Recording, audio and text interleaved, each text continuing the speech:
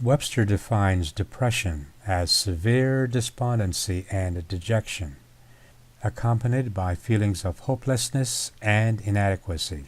Words, just words. And in our society, there are many drugs to counter the feelings of dejection, despondency, inadequacy, and that feeling of hopelessness. It would seem that being numb is a favorite pastime. There are drugs for everything. In our society, we are told how to think. Our moral laws and rules of behavior is dictated by what is considered as the norm. There are serious consequences for operating outside the laws of our society. Matters of the heart are non-relevant if one is to remain sane, according to our society. We learn from a very early age what is acceptable and what is not. The child in us is destroyed so that the adult we become will function in our society. We learn to conform or suffer the consequences. We make decisions based on the conformity of our peers.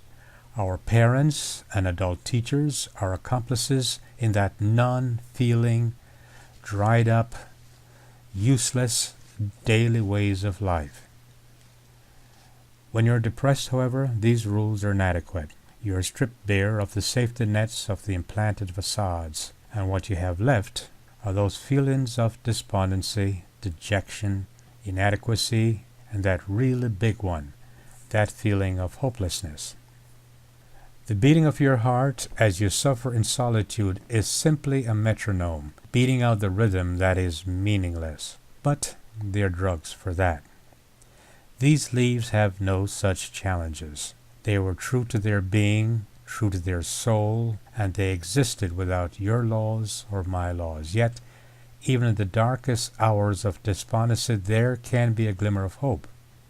If one can be as a child and relive the truth of being.